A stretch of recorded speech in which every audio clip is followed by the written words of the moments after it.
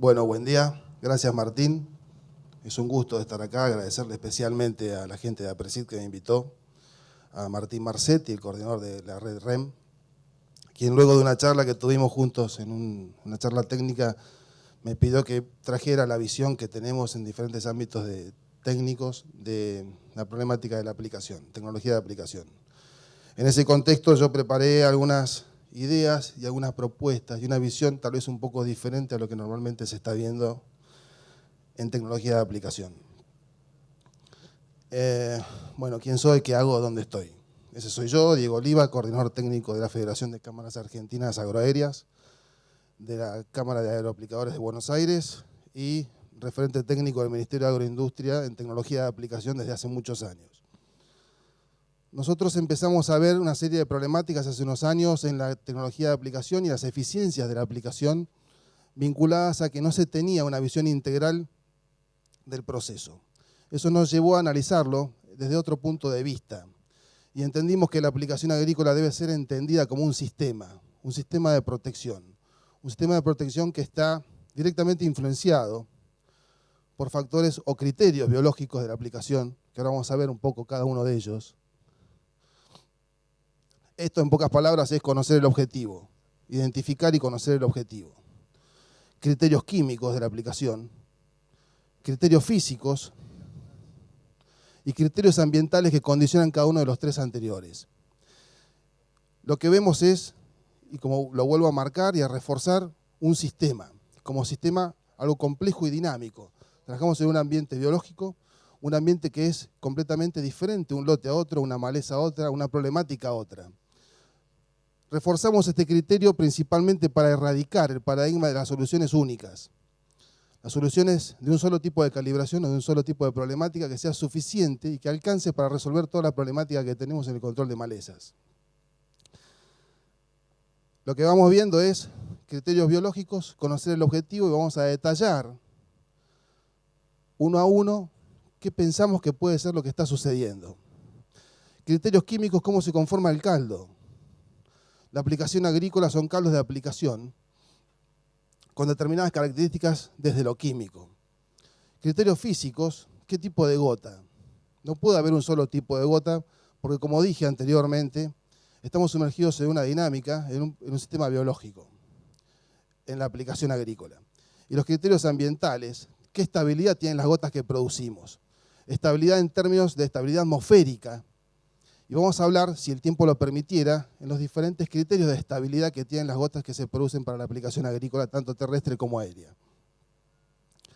En pocas palabras, empezamos a ver que empezamos a tener serios escapes y grandes problemas en la eficiencia de aplicación. Y analizamos qué sucedía en cada uno de los casos y hicimos un protocolo o un listado de los problemas recurrentes. Desde lo biológico lo que vimos fue principalmente que objetivos difíciles, malezas difíciles, deberían tener adecuación de paquetes tecnológicos específicos. Cuando digo esto se aplicó en la adecuada ventana de aplicación. ¿Era realmente la maleza tan sensible como suponíamos que era en el momento que se aplicó? Esa maleza estaba en situaciones de estrés o situaciones de confort. ¿Estaba visible o no visible? Y vamos a ver cada uno de los casos, algunas de las pericias. La maleza tiene barreras químicas, tiene barreras físicas. ¿Cuánta área foliar tiene? Obviamente, si no tiene área foliar, no es posible que haya control. Puede haber combinación de limitantes. Miren, vamos a ver algunas fotos. Ventana de aplicación. Todo el mundo sabe que CONISA tiene diferentes momentos de aplicación y tiene que ver con el momento de monitoreo y de decisión de aplicación. La primera fotografía acá a la izquierda. Por supuesto que no va a ser igualmente susceptible en este estadio que en este.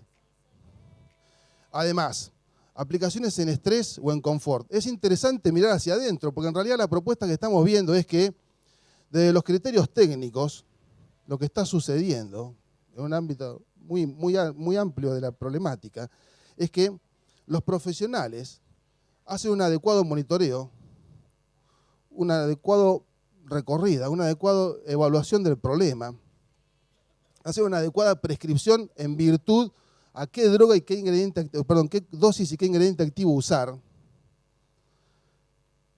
y no se da un paso más en explicar cómo aplicarlo.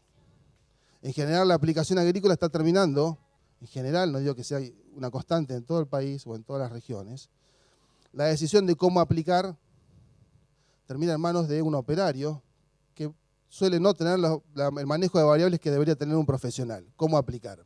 Entonces los profesionales terminamos siendo especialistas en prescripción, en qué droga y en qué dosis. Ahora, deberíamos analizar también los criterios biológicos. La maleza a controlar estaba en situaciones de estrés o de confort, y esto lo muestro porque en mi zona, yo soy del centro de la provincia de Buenos Aires, centro-sur, es muy común trabajar con muy bajas temperaturas, heladas como ven acá a la izquierda, o con excesos de temperatura en verano en otros lugares, ¿no? ¿Qué posibilidad de absorción puede haber en el objetivo si está en pleno estrés? Podría nombrar también las situaciones de pastoreo, ¿no? Estrés mecánico, que nos mandan a controlar en un verdeo y después no hay efectos en los verdeos, pero estaba siendo pastoreado, estaba en estrés. Hay muchos casos que debemos analizar en profundidad. ¿O qué tan visible está el objetivo? Y nos planteo hacia adentro, hacia los profesionales. ¿Cuántas veces realizamos prescripciones de aplicación preemergente residual cuando el objetivo no está visible? ¿Cuál es el objetivo de un preemergente residual? La materia orgánica. Y tenemos rastrojos de alta cobertura, como esos casos que ven ahí. ¿A dónde estamos tirando los preemergentes? ¿A dónde? Si el objetivo no está. Y si estuviera, ¿con qué tecnología de aplicación habría que aplicarlo? ¿Con qué tamaño de gota? ¿Con qué tipo de estabilidad? Tener en cuenta los criterios biológicos hace que la eficiencia global del sistema arranque bien o arranque mal. Esto que ven acá, recomendaciones de barbechos con preemergentes, y son barbechos de altísima cobertura. Algo muy común. Después dicen, no, los preemergentes residuales tienen poca efectividad. Y en realidad se pudo llegar al objetivo. Barreras químicas, cutículas cerosas, y acá hay un montón de ejemplos que charlar. Amaranthus, bueno, un montón de ejemplos. Ryegrass, Amaranthus, el cebollín. Son barreras químicas, es decir, malezas que están o tienen condiciones desde su cutícula diferente a otras. Ni mejor ni peor, diferentes. Esto hace que debamos conformar el caldo y la tecnología de aplicación y el tipo de gota a realizar de una manera específica si esperamos controlar este tipo de malezas. Malezas con escaso área foliar, índice de área foliar, como muestro ahí. Disticlis, pelo de chancho. Hay muchas, pajonales, hay muchas.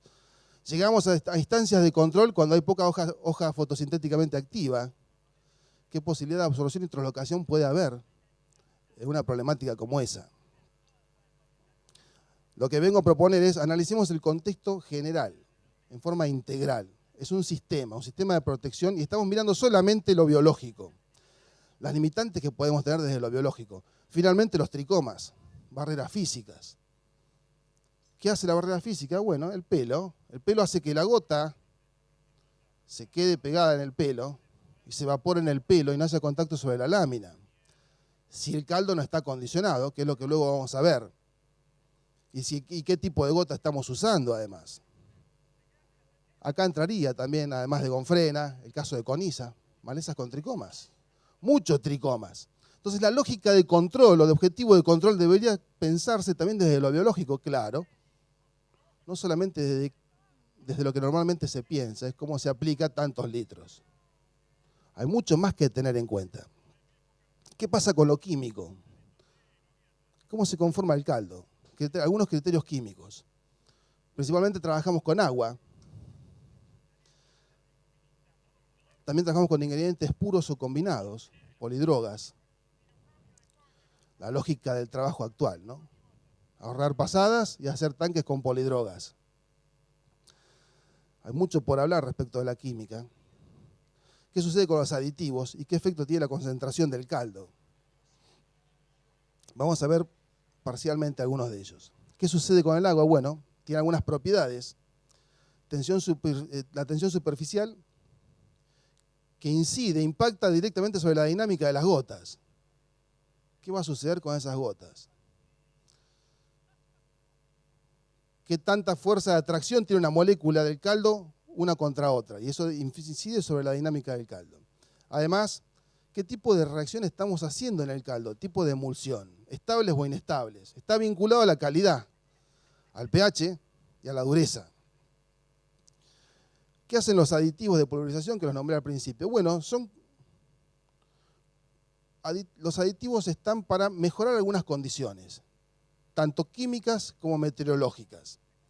Desde lo químico, bueno, tensioactivos que actúan sobre la tensión superficial, y sería el caso de una adecuación de una tecnología de aplicación para una maleza con tricomas. Porque la forma de superar la barrera física, el pelo, es con un tensioactivo, no hay otra. Tensioactivo. ¿Por qué? Porque la gota, al tener baja tensión superficial, al tocar el tricoma, se rompe y toca la lámina. No se queda pegada en el pelo y se evapora en el pelo. Adherentes penetrantes, bueno, hay diferentes clases.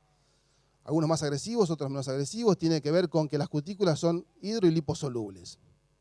Antiespumantes, acidificantes, secuestrantes y emulsionantes. Mejoran las limitantes químicas del caldo. Entonces lo que les estoy mostrando es sumas de eficiencias o ineficiencias. Arranqué por lo biológico, hice una pasada muy rápida. Ahora estoy tocando muy rápidamente algunos criterios químicos de la aplicación de cómo conformamos los caldos. Las limitantes meteorológicas y bueno, antiderivantes tienen algún efecto sobre las gotas, que luego lo vamos a ver. Antievaporantes. Habla en forma directa de qué estabilidad tienen estas gotas. Estabilidad es cuánto de lo que sale llega. ¿Cuánto de lo que sale? Llega, en términos meteorológicos. Se llama tasa de recupero. Gelificantes. Esto hace que tengamos diferentes criterios desde lo biológico, lo químico, y ahora vamos a ver un poco de calibración, un poco de dinámica de gotas. ¿Qué sucede con las gotas? Lo importante es, y vuelvo a remarcar el criterio, analicemos la problemática en forma integral como un sistema, no como una receta universal, no como un solo tipo de calibración, considerando los 4 criterios. ¿Qué sucede con la dinámica de las gotas? Bueno, se producen a partir de las pastillas o boquillas. Las boquillas tienen diferentes propiedades, producen gotas de una determinada calidad o diámetro volumétrico medio, que es lo que dice ahí, de una determinada uniformidad.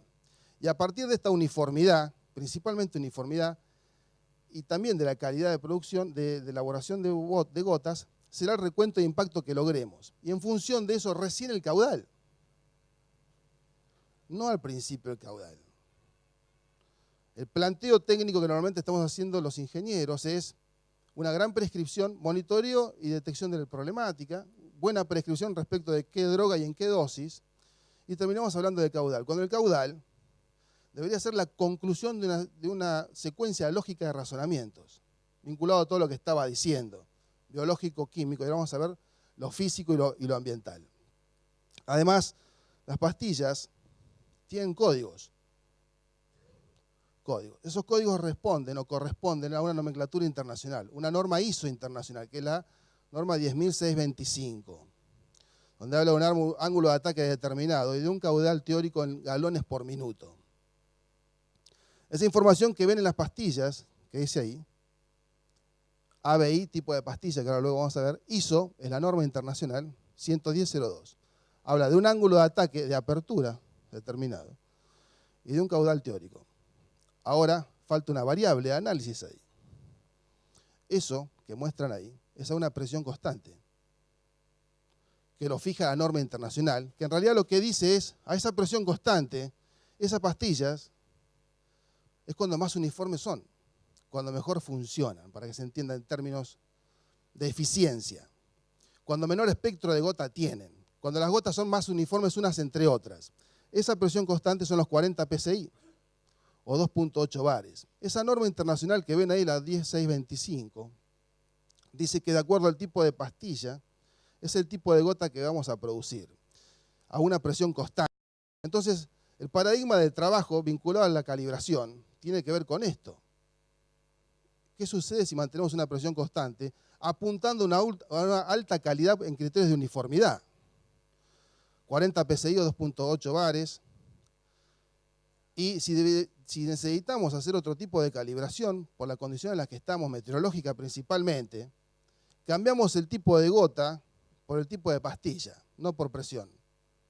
¿Por qué? Porque apuntamos a aplicaciones de calidad y uniformidad. Eso nos da la posibilidad de entender que tenemos diferentes tipos de aplicaciones desde gota fina, muy fina, a gota más gruesa. En esta escala cromática, que ven que lo fija la norma internacional, está la calidad y el riesgo. Calidad de aplicación y riesgo de deriva, de exosderiva. Endo y exosderiva. Luego vamos a ver qué es esto. Hacia la gota más fina está la calidad, por posibilidad de impacto a un caudal constante. Y hacia la gota más grande está la eficiencia en el control de las derivas.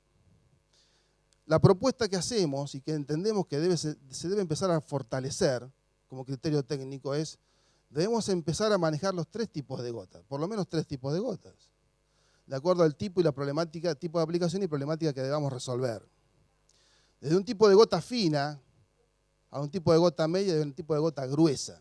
En realidad necesitamos de los 3 clases de gotas, necesitamos por lo menos de 3 clases de pastillas, si la presión es constante.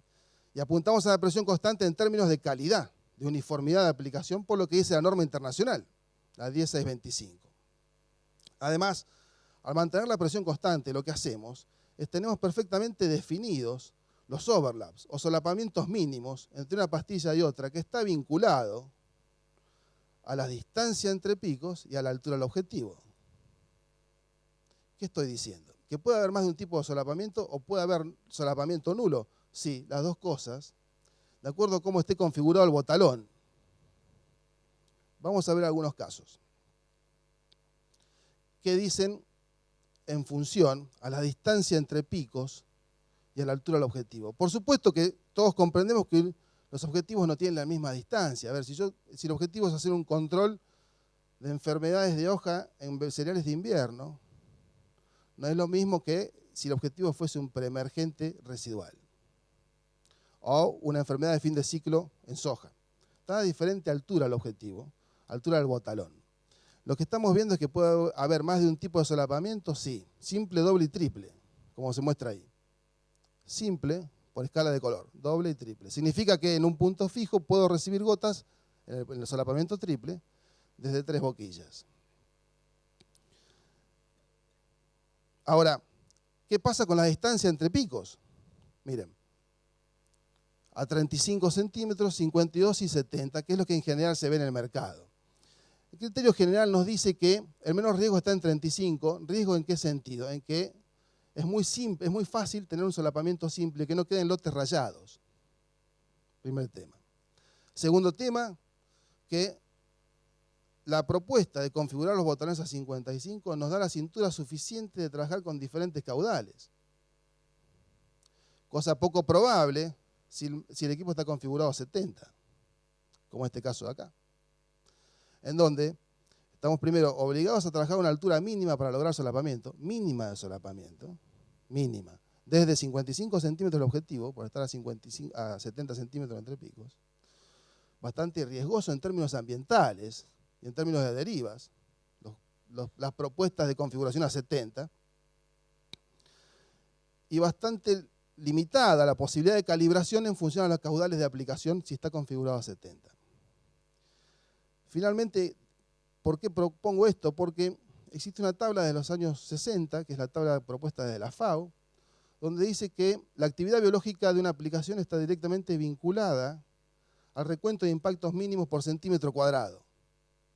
En un rango que va de 20 a 70 impactos por centímetro cuadrado o gotas por centímetro cuadrado, de 20 a 70, eso nos da o nos asegura la efectividad del control, más allá de la concentración del caldo.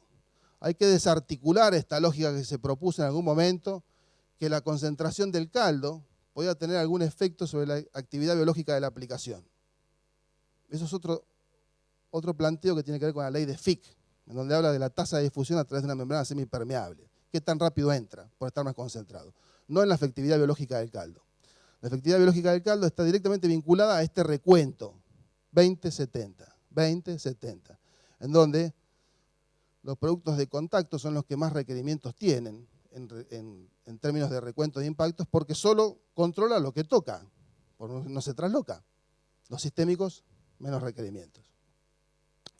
En esta lógica y vinculado a una propuesta inicial de calibración, podríamos decir que Herbicidas volátiles deberían tener inicialmente un tratamiento o una calibración de gota más gruesa.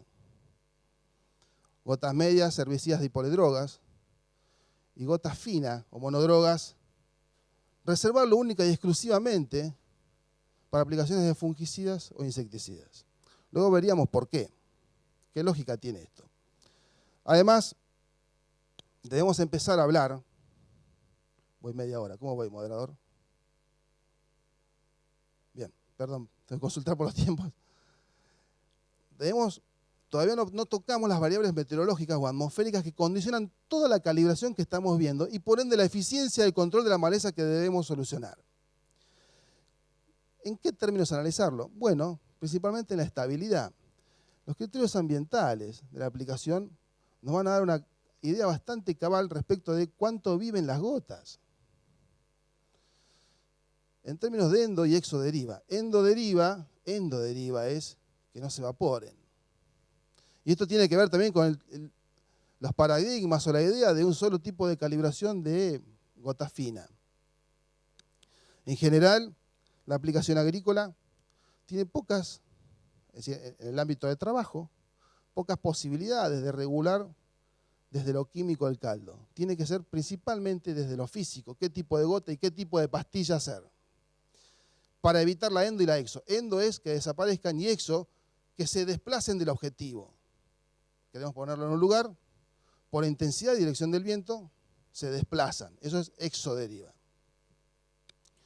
Tiene que ver con la temperatura del medio ambiente, la humedad relativa al ambiente. Delta T, ayer escuché una charla que hablaban del delta T, que es la relación temperatura-humedad. Tampoco es suficiente, pero bueno, sería para un debate. Dirección e intensidad del viento.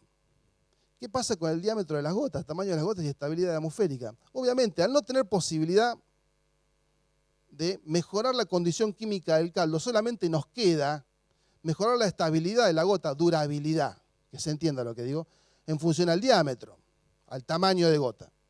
Porque una gota que es más grande tarda más en evaporarse porque necesita absorber más energía del ambiente. Es simple el planteo. Entonces, si estamos trabajando en una condición de alta temperatura y baja humedad, las tasas de recupero para disminuir la endoderiva está directamente vinculado al tamaño, gota media por lo menos, o gota grande, si es que no vamos a mejorar la condición química del caldo con un antievaporante. ¿Se entiende el planteo? Ahora, ¿es posible saber cuánto se pierde en función al diámetro? Claro, está medido. Se midió hace varios años, en los 70, en el Instituto de Investigación de Uruguay, de Tecnología Aérea, de Aplicación Aérea, y sabemos que, se van a sorprender, las gotas muy chicas no viven nada. ¿Cuánto viven? Nada. Segundos. Entonces, si la gota no vive, desaparece, ¿cómo puede haber? ¿Qué lógica puede haber detrás de buscar un control por gota chica? Entonces vemos ahí que gotas, calibraciones de gota fina o muy fina, desde 100 o 150 micrones, que tienen su espectro de gotas, muchas gotas de 50, viven 3 segundos. Nada.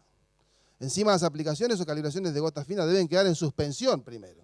No tiene inercia propia como la aplicación aérea, que tiene su inercia. La aplicación terrestre debe quedar en suspensión y luego acomodarse dentro del canopeo, si fuese una aplicación de enfermedad de fin de ciclo. En términos de estabilidad atmosférica, la gota fina es muy riesgosa si no tiene un aditivo. ¿Por qué? Porque desaparece. Entonces las tasas de recupero se van al piso. Todo lo que se está produciendo no está llegando.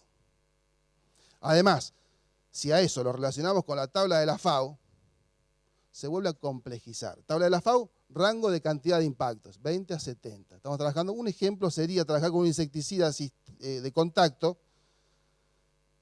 en soja en cierre de surco. Tenemos que llegar con 70 impactos al tercio inferior. ¿Es gota fina? Sí, claro, es gota fina. Hay que llegar allá abajo, no se llega con gota grande abajo. El tema es cómo llegamos con 70 impactos abajo. ¿Qué representa esa calibración de 70 impactos en términos de volumen? Vamos a verlo. Además, ¿qué sucede con la humedad? Condiciones, te lo cambié, te lo vuelvo para atrás. No hay problema. ¿Cuánto viven las gotas? Y es bueno reforzarlo. Viven muy poco. Viven muy poco si el caldo no está condicionado desde lo químico. Entonces, la única posibilidad que le queda al profesional o al aplicador en su defecto es regular el tamaño de gota, no por presión, sino por tipo de pastilla. hacia una gota media o más grande. ¿Sigo? Humedad relativa y riesgo de deriva.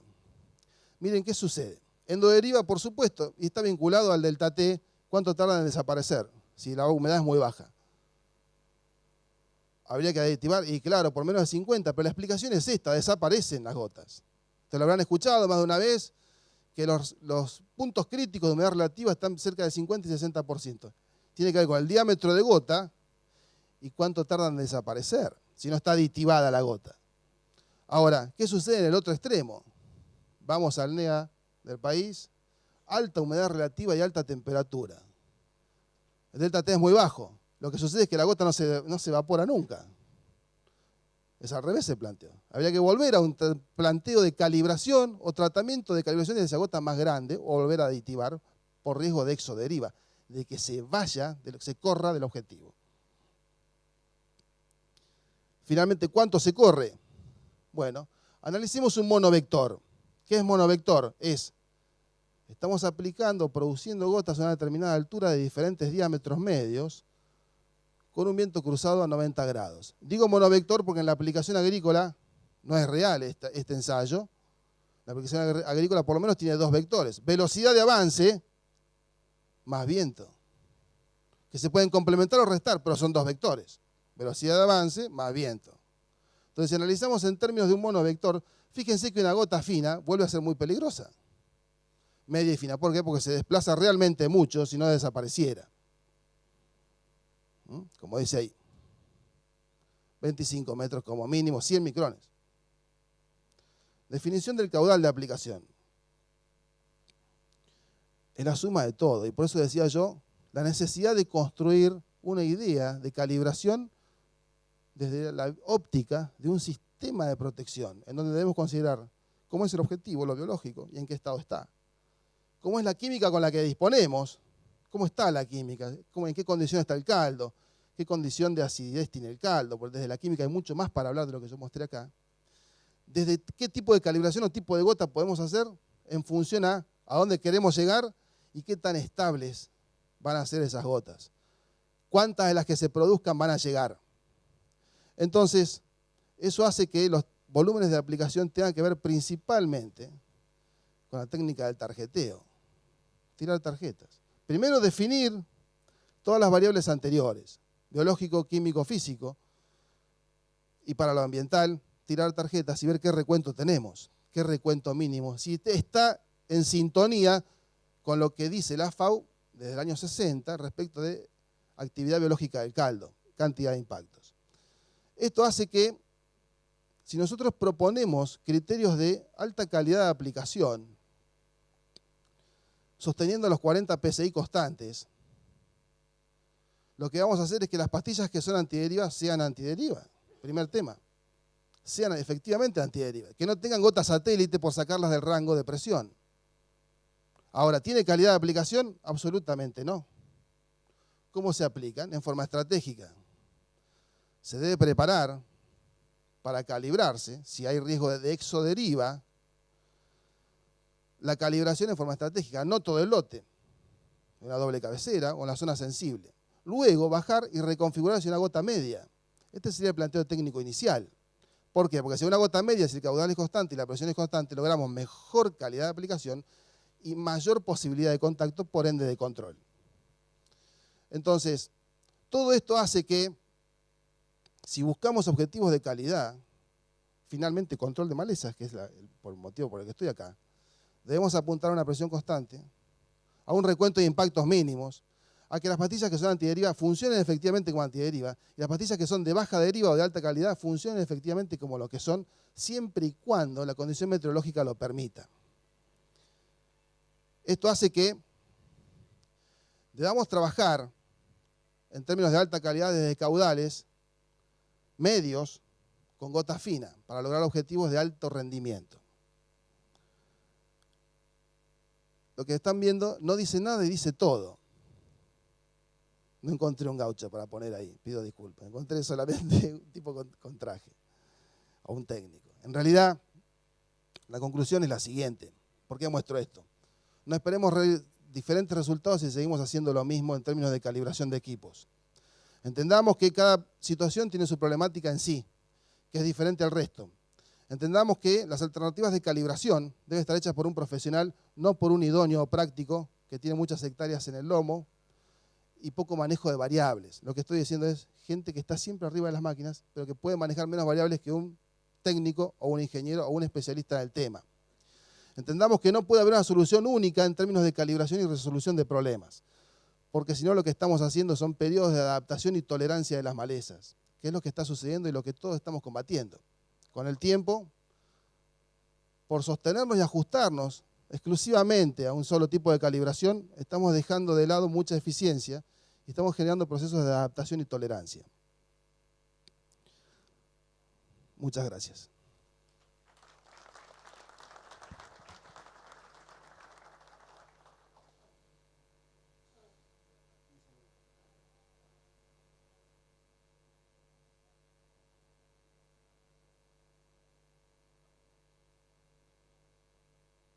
Hola. ¿Alguna pregunta?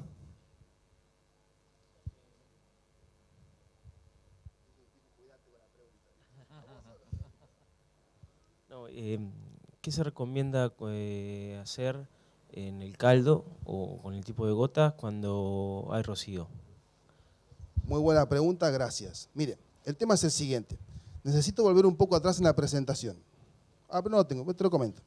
En realidad el rocío es una atmósfera saturada. Se inicia a partir de una atmósfera saturada y el punto de rocío se da por un salto térmico hacia abajo. Baja bruscamente la atmósfera saturada, la temperatura, se condensa y forma gotas. El planteo de calibración es exactamente opuesto a si está formada la gota ya sobre el objetivo a que si no está formada sobre el objetivo. Lo que estoy diciendo es, en la aplicación aérea, que trabajamos con gotas muy finas, buscamos que exista el rocío formado. ¿Por qué? Porque lo que hace la gota fina es tocar y pegarse. Tocar y pegarse. La gota media patina, toca y patina, se complementa y patina. Entonces, el planteo de calibración es, si la atmósfera está saturada y todavía no condensó y se formó, la calibración debería ir hacia una gota media o gruesa para que efectivamente caiga. Que no tenga desplazamiento, porque no se termina de evaporar, que es lo que decía hoy, altas humedades relativas. Ahora, si la gota ya se condensó y se formó, está sobre el objetivo, hay que ir hacia un tipo de gota media a fina. Son dos calibraciones absolutamente diferentes. Ahora, ¿se puede trabajar con rocío formado? Sí, hay que saber cómo, como en todo, para no hacer macanas.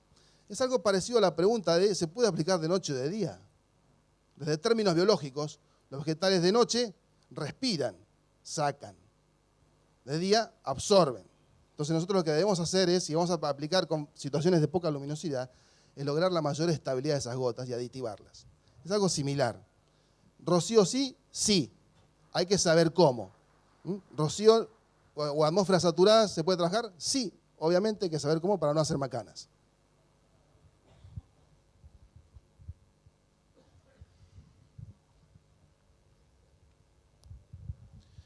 Vos planteaste que hay posibilidad de mejorar la eficiencia con una buena calibración en cada caso. ¿Hay algún trabajo o alguna medida de en cuánto se puede mejorar la eficiencia de aplicación? Gracias por la pregunta. Sí, hay varios, no uno, hay varios. Acá hay algunos especialistas también, hay varios. En realidad lo que estamos viendo es que, sorprendentemente desde términos químicos voy a hablar, solamente desde términos químicos, es posible ajustar las dosis para lograr el mismo resultado de control. Y esto habla puntualmente de cuánto se mejoró la calidad de aplicación. Hablo en términos químicos para que sea mensurable. Si nosotros tenemos el caldo con máxima actividad biológica, con un pH determinado, porque estamos buscando bases ácidas, bueno, lo que fuese, actividad biológica del caldo, y aplicamos en la ventana de aplicación adecuada para esa maleza, con los aditivos adecuados para esa maleza, supongamos el caso de tricoma, con frena o con ISA, en la ventana, calidad de aplicación y tipo de gota, es posible toquetear hacia abajo las dosis de recomendación porque la eficiencia está mucho más arriba en términos de calidad de aplicación. ¿Te respondí? Gracias.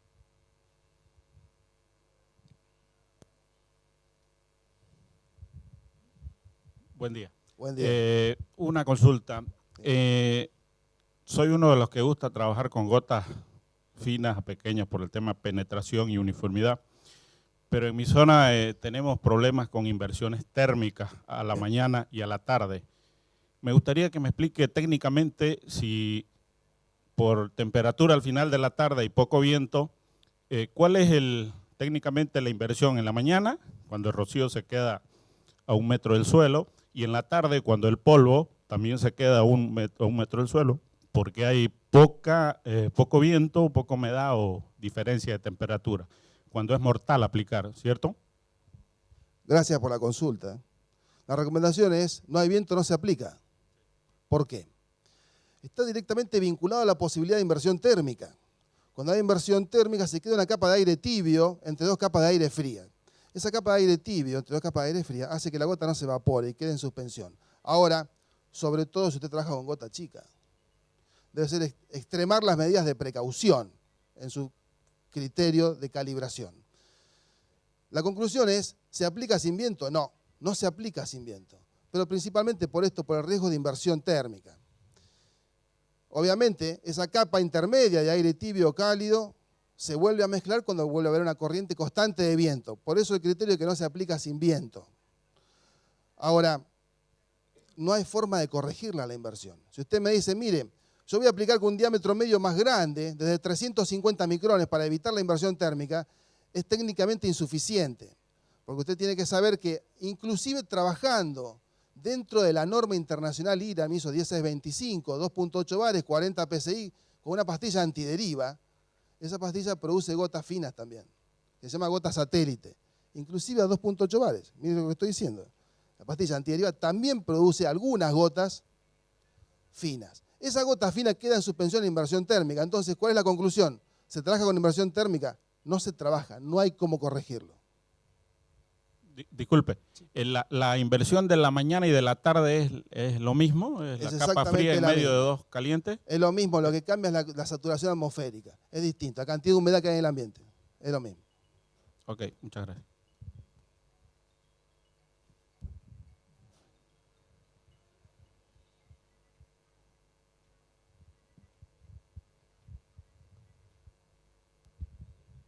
Buen día.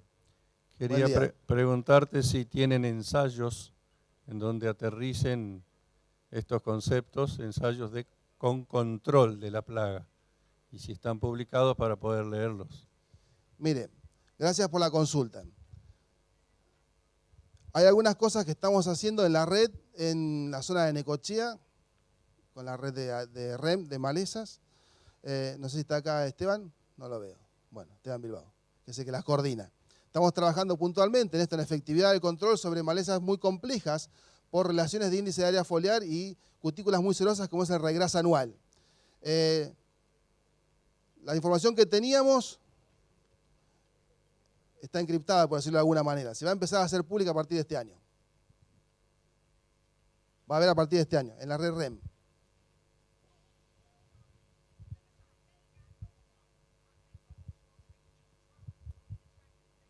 Bueno. ¿Le respondí?